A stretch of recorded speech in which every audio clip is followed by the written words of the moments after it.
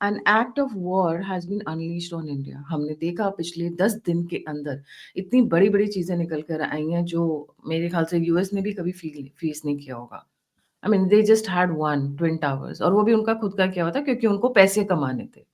Twin towers को blast किया हो गया था और अब तो खुलकर फाइल्स आई हुई हैं जहाँ पर जजेस सीआईए को स्कोल्ड कर रहे हैं कि we know who was involved, we know your people were involved in the twin tower blast. इस तरीके की चीज़ें जब निकल कर आती हैं तब लगता है उनका तो बहुत हल्के में निपट गया। हम तो यहाँ पे रोज़ उस तरीके की एक वॉर फाइट कर रहे हैं। वो तो एक में अफ़गानिस्तान पे लड़ाई कर चुके थे। हमारे यहाँ तो डेली की कहानी हो गई है। बहुत सारे न्यू डिटेल्स आए हैं दिल्ली ब्लास्ट से रिलेटेड।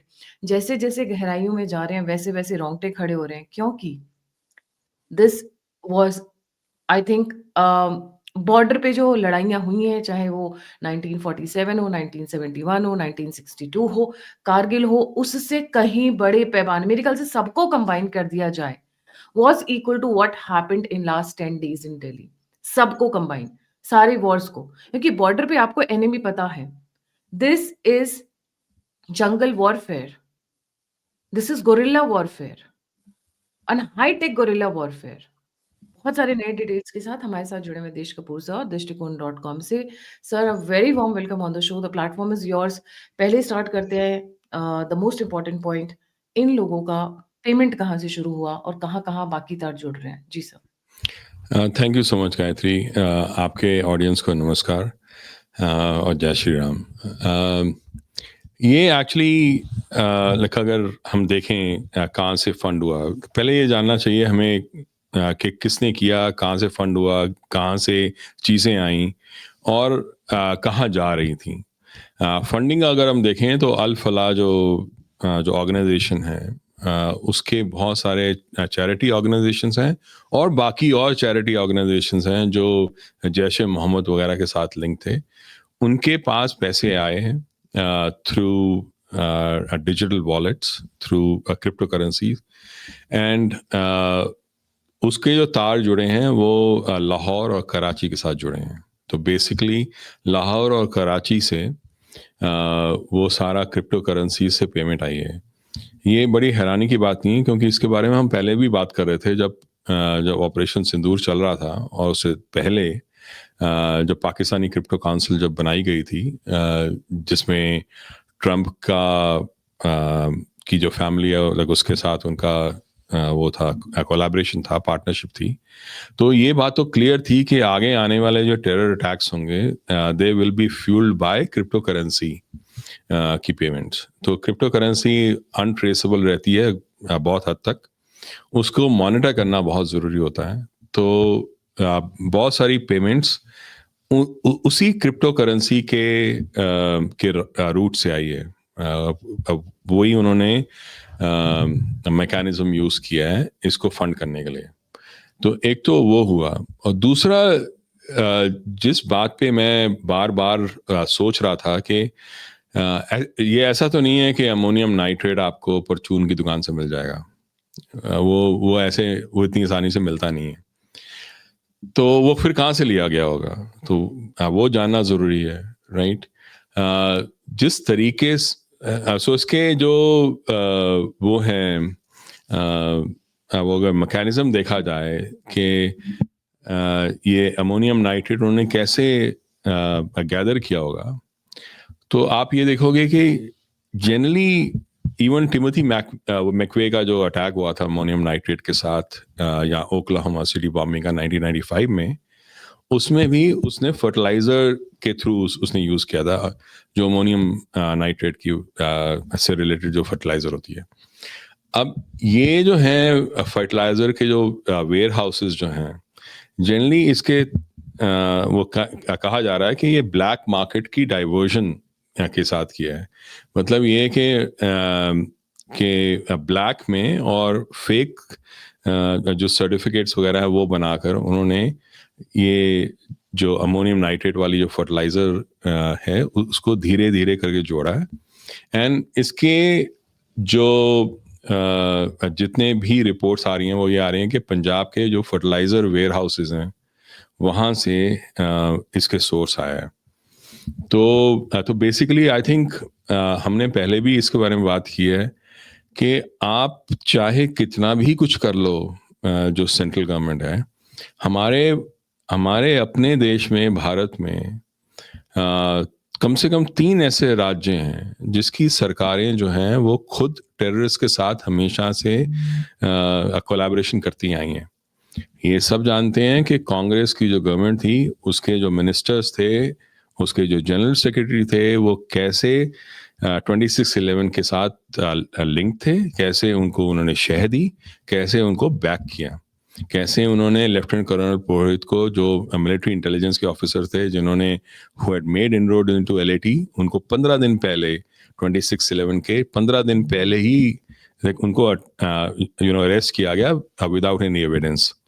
तो जो कोलैबोरेटर्स थे 26/11 के, वो उस समय कर्नाटका में रूल कर रहे हैं। जो लोग 1971 के जो कोलैबोरेटर्स थे, जिन्होंने हिंदू जेनोसाइड किया बांग्लादेश में, वो जो पार्टनर्स हैं वो वेस्ट बंगाल में रूल कर रहे हैं। ये जो पंजाब में रूल कर रहे हैं, ये खालिस्तान के साथ लिंक्ड रहे हैं हमेशा, क्योंकि वो तो खुद बोला खालिस्तानियों ने कि हमने लाइक इनको इतने पैसे दिए हैं, मिलियंस ऑफ डॉलर्स दिए हैं, पन्नू ने खुद बोला है। तो हमारा सेंट्रल गवर्नमेंट कुछ भी करे, पर हमारी स्टेट गवर्नमेंट ये अलाउ कर ये सब चीज़ें अलाउ करती हैं और शह देती हैं, उनको आधार कार्ड देती हैं, उनको सब कुछ देती हैं। तो इसके तार जो है, इसके सोर्स जो है, जो फर्टिलाइजर का जो डाइवर्ट हुई है, that diversion has come from Punjab. So अगर उस तरह से अगर हम देखें तो ये समझ में आता है कि जो ANFO है, मतलब अमोनियम नाइट्रेट फ्यूल ऑयल जो है, लाइक इसका पूरा लाइक वो सोर्स वहाँ से है। केमिकल्स जो हैं वो सहारनपुर के आसपास से आए हैं शायद, एंड जो डेटोनेटर्स हैं फिर ANFO के लिए, वो वो इस्तेमाल किए हैं। एंड देवर लाइक मल्टीपल जो उनके IEDs जो डिवाइसेस हैं, वो उनके पास थी, ताकि मल्टीपल जगह पे स्ट्राइक्स कर सकें। जो राइसिन जो था वो 4 किलोग्राम कैस्टर बीन मैश था, जिसमें यील्ड जो उनकी निकलती है वो बहुत ज़्यादा तो नहीं होती, पर वो काफ़ी होती है कि लोगों को मार सकें। पर राइसिन की एक बात है कि आप ओरल वे में, जब जैसे वो कह रहे हैं कि प्रसाद में लड्डू में मिलाकर अगर दें, तो वो काफ़ी कम लोग मरेंगे। अगर आप सपोज करो सेम राइसिन को अगर आप ड्रोन के जरिए एरोसोल की तरह आप फैला दोगे एक दिल्ली जैसी सिटी के अंदर कोई बहुत बड़ी मार्केट में, तो दैट सपोज 4 किलोग्राम का अगर है, तो that is enough to kill 500,000 people. So I don't, मतलब ये जानना मुश्किल है अभी कि किस स्टेज ऑफ रिफाइनमेंट में वो था कैस्टर बीन मैश जो था। तो ये कहना मुश्किल है कि उनकी 4 किलोग्राम कैस्टर बीन मैश से कितनी यील्ड निकलती, पर उनका जो वो कहते हैं ना कि मैक्सिमम जो लाइक उनको वो डेवस्टेशन अगर वो करना चाहते, तो वो ऊपर से हवा में डाल के करते, तो that would have killed the most people. जी, coming to another point of view जो आप सब बता रहे थे, तो क्रिप्टो की बात हो गई, then how did the ammonium nitrate come? What about GPS spoofing? आप ये कह रहे हैं कि सारे के सारे एक साथ अनलीश किए गए हैं। जी। हाँ, ये तो मैं उस पे वही आ रहा था अभी कि लाइक अल्टीमेटली अगर आप ध्यान से देखो, अब ये पैटर्न का वो पैटर्न हमें देखना चाहिए। जीपीएस स्पूफिंग हुई दिल्ली एयर स्पेस के साथ और बाकी आसपास में, इवन बॉम्बे के आसपास बॉम्बिंग हुई रेड फोर्ट में। हालांकि कई लोग कह रहे हैं कि वो वहाँ फोड़ना नहीं चाहता था, वो उसको ठिकाने लगाना चाहता था, but like it happened. But like nevertheless वो एक्सप्लोजन हुआ और वो काफ़ी लोग मरे। और तीसरा है राइसिन का जो प्रिकर्सर जो है कैस्टर बीन मैश, उसका एक्सट्रैक्शन। तो टेक्नोलॉजी वॉरफेयर जिसमें एविएशन आता है, एक्सप्लोसिव वॉरफेयर जिसमें ANFO ammonium nitrate fuel oil आता है, और तीसरा है बायो वॉरफेयर जिसमें राइसिन आता है। तो ये तीनों चीज़ें यूज़ हुई हैं, जिसमें एक बड़ा तगड़ा एक प्रेशर कैंपेन उन्होंने चलाने की कोशिश की है, जिसमें बड़ा लो सिग्नेचर टेक ऑप्स यूज़ किया है, और ऐसे टेरर प्रॉक्सीज यूज़ किए हैं जिससे वो ये कोशिश करें कि हम इसमें इन्वॉल्व नहीं है, थोड़ा वो दूसरे के ऊपर वो इल्ज़ाम लगा लें, और इस तरह से करें कि भारत में जो कम्युनल जो दंगे हैं या जो प्रेशर है वो और ज़्यादा बढ़े। तो इसमें अब हमें ये देखना चाहिए कि हमने पहले भी बात की, GPS स्पूफिंग जो था वो उसको हम बड़े हल्के में नहीं ले सकते, बिकॉज उसकी जो प्रिपरेशन पीछे हुई होगी वो कम से कम काफ़ी सारे महीने चले होंगे, क्योंकि अगर आप हाई ऑल्टीट्यूड रूफ टॉप्स या टावर्स या सेल टावर्स या हाई राइज बिल्डिंग्स को अगर आप वो बनाते हो सोर्स उस पूरे मल्टी ट्रांसमिशन नेटवर्क के लिए, तो that is not easy to get. उसमें काफ़ी महीने, हो सकता है साल भी लगे हुए हों कि उनको रेंट करने में, इनको प्रिपेयर करने में, वहाँ इंस्टॉल करने में चीज़ें, और पूरे नेटवर्क को सेटअप करने के लिए। तो एक एक हम वो देखें, एक हम ये देखें राइसिन का। राइसिन बनाना इतना आसान नहीं है। ये अगर ऐसा होता तो हर कोई बंदा कैस्टर ऑयल लेके बना रहा होता ना, पर उसमें लेकिन उन्होंने लो कॉस्ट लैब्स के अंदर जाके वो लेबोरेटरी के साथ, जो अल फलाह यूनिवर्सिटी और हॉस्पिटल की जो थी, लेकिन उसके थ्रू उन्होंने और बाकी जो लैब्स थे वहाँ पर बनाने की कोशिश की है। सिमिलरली जो अमोनियम नाइट्रेट है वो भी उन्होंने धीरे धीरे काफ़ी सारी इकट्ठी कर ली, करीब 3,000 या 3,500 के आसपास उनके पास थी वो। मतलब ये याद रखना कि टिमोथी मैकवे ने जब ये किया था 1995 में ओक्लाहोमा सिटी बॉम्बिंग, उसने पूरी पूरी बिल्डिंग गिरा दी थी, और उसने सिर्फ 1,000 किलोग्राम अमोनियम नाइट्रेट यूज किया था। इनके पास उससे 3 गुना से ज्यादा था। तो इसके क्या परिणाम हो सकते थे, कहाँ कहाँ परिणाम हो सकते थे, वो सोचना हमें चाहिए। तो इसलिए अगर हम देखें अब आगे वो क्या कर सकते हैं, उसके बारे में सोचना चाहिए, राइट? क्योंकि एक तो एयर स्पेस और नेविगेशनल वॉरफेयर चल रही है जो दिल्ली के आसपास हुई।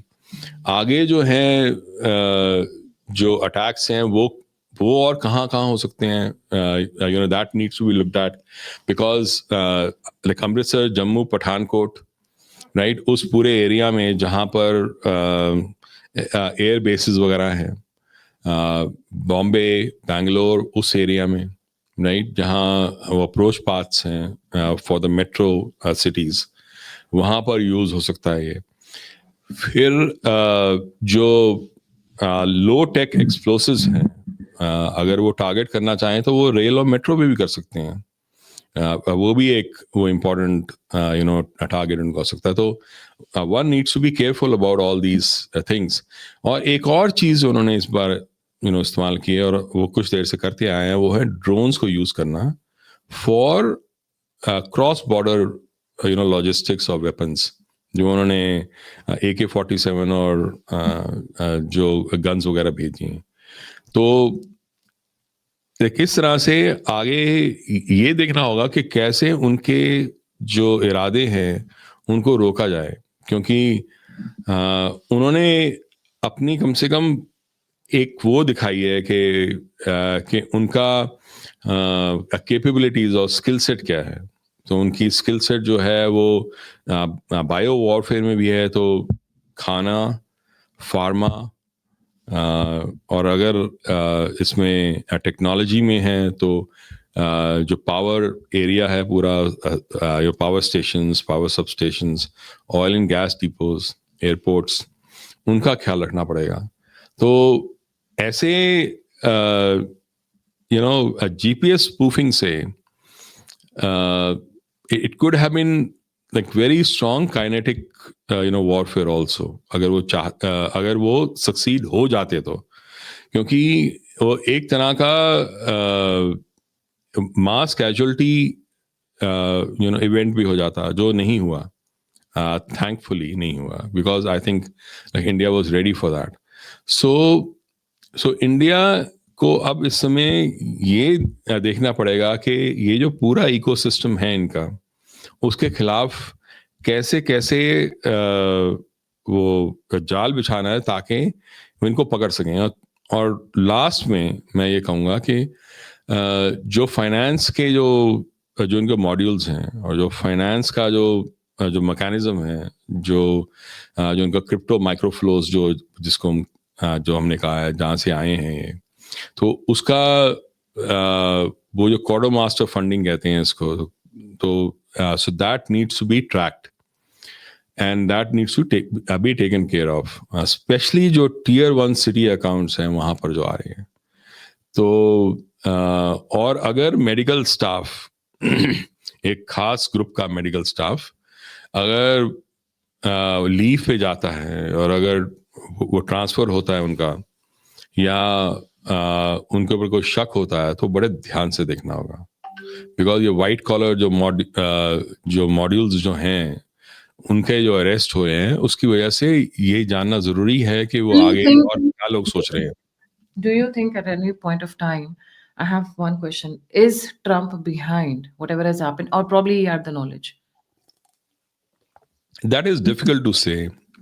And मैं उसके लिए तो स्पेकुलेट नहीं करूंगा कि why I'm saying is I will speculate because माना कि इन सब चीजों के कभी डायरेक्ट लिंक्स आपको नहीं मिलेंगे, डायरेक्ट कनेक्शंस नहीं मिलेंगे. जैसे इन्होंने खुद अपना ट्विन टावर उड़ा दिया जस्ट पैसे कमाने के लिए, इंश्योरेंस के लिए, और एक कंट्री अफगानिस्तान को रेड करने के लिए, so that the arms lobby can be given a boost. If they can think of that level, then यहाँ पे सोचना मेरे लिए बड़ी बात नहीं होगी. Now there is a connection, why is it so. अब देखिए Trump and his family makes a move for crypto in Pakistan. उसी के बाद शुरू होता है पहलगाम. पहलगाम के बाद होता है operation Sindoor. And every time Trump wants to take a credit. Trump may or may not be involved directly, but I am 99% sure they were aware that these things are being done in India and they were a part and parcel of it. At least बोलते हैं ना, इनको पता जरूर रहा होगा. Whether they were directly responsible for it or not, is it can be speculated. मैं But ये they were कह सकता हूँ कि definitely ऑपरेशन driving. सिंदूर जो हुआ था, और स्पेशली जो पहलगाम अटैक जो हुआ था, अगर तो ट्रम्प को नहीं पता था और CIA को नहीं पता था कि वो होगा, तो then shame on CIA and how bad they are. Because उनका प्रेसिडेंट उस पाकिस्तान क्रिप्टो काउंसिल के साथ डील कर रहा है, US का एक क्रिप्टो डील कर रहा है, और वो बंदा एक टेरर अटैक प्लान कर रहा है उस समय, और टेरर अटैक होने के बाद उसी बंदे को व्हाइट हाउस में 2 बार बुलाया जाता है. तो then like everything was not all right. You see ना, यहाँ पर भी अभी जब ये चीजें निकल कर आ रही हैं, so much of ammonium nitrate, Bangladesh से कनेक्शन, क्योंकि कल बांग्लादेश की 2 डॉक्टर्स, उन्होंने वहां से डॉक्टरी की थी और ये अल-फलाह यूनिवर्सिटी में पढ़ने आई थी, उन लोगों को, महिलाओं को भी धरा गया है कल. So the number of arrests is increasing, and what is shocking is they said अभी तक we used to hear 1 or 2 कोई IIT पढ़ा हुआ है पर उसको पकड़ा गया, वो लोन वो कोशिश कर. This time the entire cream, my God, the entire cream of this hospital is being caught. Room number 13 कल मनीष चौधरी जी का वीडियो देखिएगा, हम दोनों ने किया, और वहां पे how Arfa Khanam is also connected to this entire thing. Arfa Khanam के ex husband who is a CIA guy. Now Correct. there cannot be so many coincidences. Imagine अरफा खानम के सो कॉल्ड एक्स हस्बैंड अजीम खान, CIA का बंदा, he used to visit that university like मतलब every second third program में, because उनका कुछ प्यारा connection था. जो बंदा जिनका नाम है, जो यहाँ के वाइस चांसलर भी हैं, Javed Ahmad Siddiqui, right, another guy with अरबों का घोटाला. द पूरा का पूरा तार CIA से जुड़ता हुआ नजर आ रहा है, पूरा का पूरा तार. मुझे डाउट ही नहीं हो रहा था. एंड देन क्रिप्टो की dealing, what else do we need? It's like sealing it ठप कि किया इन्होंने ही किया है. क्योंकि सी होता क्या है कि ऐसी एक बात मतलब समझनी बहुत जरूरी है कि why is Pakistan always favoured by US. उसको समझना बहुत जरूरी है, क्योंकि बार बार जब भी पाकिस्तान गिरने लगता है, यूएस और वेस्टर्न कंट्रीज उसको ऊपर क्यों चढ़ा देती हैं? मतलब उसको अगर बैंकरप्ट हो रहा है तो उसको होने दो, और अगर वहां पर सब कुछ बर्बाद हो रहा है और वो सब जानते हैं कि वो स्टेट स्पॉन्सर ऑफ टेरर है, तो आप होने दो ना। वो इसलिए नहीं होने देना चाहते because Pakistan has the best, उसके पास सबसे स्ट्रांग नेटवर्क है इंडिया के लिए। सारे मदरसे, सारे मस्जिदों, जो मेन मस्जिद वगैरह जो हैं, देवबंद वगैरह, हर जगह पे उनका जाल बिछा हुआ है। तो उसको यूटिलाइज करना, उसको एक्सप्लॉइट करने का बेस्ट तरीका यही है कि पाकिस्तान को जिंदा रखा जाए। अगर खत्म हो जाता है तो ये पूरा जाल खत्म हो जाता है। सो वेस्ट पाकिस्तान को पूरी कोशिश करेगा कि वो ना गिरे। तो जहां तक उनको फाइनेंसिंग का सवाल है, अगर हम देखें तो आईएमएफ और वो वर्ल्ड बैंक ने दिया था उसको loan north west frontier province में, याद है जब ऑपरेशन सिंदूर चल रहा था? यस, याद है। हाउ कैन यू फॉरगेट वो दैट? $1 बिलियन का, और फिर आईएमएफ ने $45 बिलियन का उनको लोन दिया था। और फनी बात ये थी कि खैबर पख्तूनवा में महिलाओं की डेवलपमेंट के लिए हाँ, दिए जा और रहे थे। टूरिज्म के लिए दिया था। और कौन टूरिज्म कौन बेवकूफ का बच्चा है जो नॉर्थ वेस्ट फ्रंटियर प्रोविंस में वहां टूरिज्म के लिए ले जाएगा? जाएगा। मतलब बड़े-बड़े देशों में हाँ, छोटी-छोटी कौन बातें। जाएगा वहां पर? तो बोला वो बेवकूफी वाली बात थी। बेवकूफी क्या, that was the way to actually bring them up, to save them, उनको वो फाइनेंस करने के लिए। तो People say that Islam is radical. I agree. Islam has a lot of radical connotations, a lot of. But इस्लाम को radical बनाया किसने? Actually violent किसने बनाया? रैडिकल तो वो थे पहले ही थे, पर हथियार किसने पकड़ा है? There is only one country and that is USA. वही जो उसका हथियार बैकग्राउंड जो उन्होंने है, पकड़ा है। रैडिकल वो पहले से ही थे। मतलब उनका ये जो पूरा भी जो वेस्टर्न जो है ना, वो अगर आप रैडिकल थे, पर हथियार ये दे रहे हैं। करेक्ट, जैसे अगर वेस्टर्न पूरा जो उनका इंटेलिजेंस एजेंसीज जो है, जो पूरी एजेंसीज हैं, अगर उनको देखो, उन वो जैसे मैं बार बार कहा है, जो उसकी हिस्ट्री है मुस्लिम ब्रदरहुड की, देखो ये पूरा जिहाद जो है, जो समय पूरी दुनिया में जिहाद चल रहा है, उसके दो मेन सेंटर्स रहे हैं। एक है इजिप्ट और दूसरा है पाकिस्तान। इजिप्ट का जो जो जो था ना वो आइडियोलॉग जो था, वो था हसन अल बन्ना, और साथ में सैयद कुतुब। सैयद कुतुब का जो सन इन लॉ था सईद रमदान, वो आता है पाकिस्तान में 1950s में। वो मिलता है मौलाना मौदूदी को, जो पाकिस्तान का आइडियोलॉग था, जिसने शुरू किया सारा कुछ। क्योंकि मौदूदी को एक्चुअली मोहम्मद इकबाल ने कहा था कि आप ये तईफुल मुल्क कुरान जो उसके कमेंट्री लिखी, वो that became the basis for everyone to start the jihad. वो मौदूदी को के साथ सईद रमादन ने बहुत टाइम बिताया है उसको उस जगह पे लेके जाने के लिए, राइट। तो बेसिकली ये पूरा तामझाम जो है, जो मुस्लिम ब्रदरहुड, जो वो हसन अल बन्ना और वो सैयद कुतुब का था, उसकी फंडिंग शुरू हुई थी जब सुएज कनाल बना था इजिप्ट में इन 1920s and 30s, because of the fund that was given by the Britain. तो जो MI6 था, उसकी फंडिंग से ये मुस्लिम ब्रदरहुड की नींव रखी गई। फिर नाजीज ने देखा कि ये तो बहुत यूजफुल है, तो उन्होंने नाजीज ने मुस्लिम ब्रदरहुड को वहां अडॉप्ट कर लिया ताकि वो रशिया के खिलाफ यूज करे। तभी फर्स्ट मॉस्क ऑफ म्यूनिक बना, like when Nazis were there, उन्होंने वहां फर्स्ट मॉस्क लगाया लाइक म्यूनिक में। उसको उन्होंने यूज किया like against Russia, like against Soviet Union, right. And then when Nazis fell off, then West German intelligence and the CIA took over the Muslim Brotherhood. In fact, 1963 की बात है, I think 1963 में सईद रमादन, जिसकी मैं बात कर रहा हूँ, जिसने पाकिस्तान का पूरा मॉडल सेट कराया और मौदूदी को और आगे मोटिवेट किया और इंश्योर किया कि पाकिस्तान का कॉन्स्टिट्यूशन इस्लामिक वो कॉन्स्टिट्यूशन है, वो सईद रमादन और बाकी मुस्लिम ब्रदरहुड की जो लीडरशिप थी, उसको ओवल ऑफिस में बुलाया था आइजनहावर ने। तो बेसिकली आप बिल्कुल ठीक कह रहे हो कि इनका सेटअप करना, इनको रेडिकलाइज करना, इसको उस राह पे लेके जाना, उसका पूरा श्रेय जाता है MI6, नाजीज, उसके बाद Germany intelligence and then the CIA। ये आज भी इसमें इन्वॉल्व हैं जो MI6 और CIA है। ये मैं हवा में नहीं कर रहा, this is establish documented evidence now. So ये जो हो रहा है, the way they work is they finance, they give all the Weapons, वो शह देते हैं। अब पैसे आगे देते वो हैं, कैसे यूज हथियार करते हैं देते उनके ऊपर हैं, है। टेक्नोलॉजी देते हैं। आपको लगता है जीपीएस स्पूफिंग जैसी टेक्नोलॉजी पाकिस्तानियों की बस की है, जिनको ये नहीं पता है कि देश कहाँ है दुनिया में? They are not even that educated. जिनको पता है धरती चपटी है, गोल नहीं है, उनका साइंस टेम्पर इतना स्ट्रांग है कि they can know what is GPS spoofing. Obviously the तार वहीं तक जुड़े हुए हैं, वहीं तक जा रहे हैं। एज ए सेड, इस्लाम में मे नॉट बी, मतलब जो उनका रेडिकल एलिमेंट है उनकी किताब में, और जो ये लोग मदरसे और मस्जिद से पास ऑन करे, वो पर हथियार कौन दे रहा है गोली चलाने के लिए? वो जो गोली आपको या चाकू आके आपको लग रहा है, वो ऑब्वियसली ये लोग प्रोवाइड कर रहे हैं। And as we are digging deeper, the American connection is getting established day by day.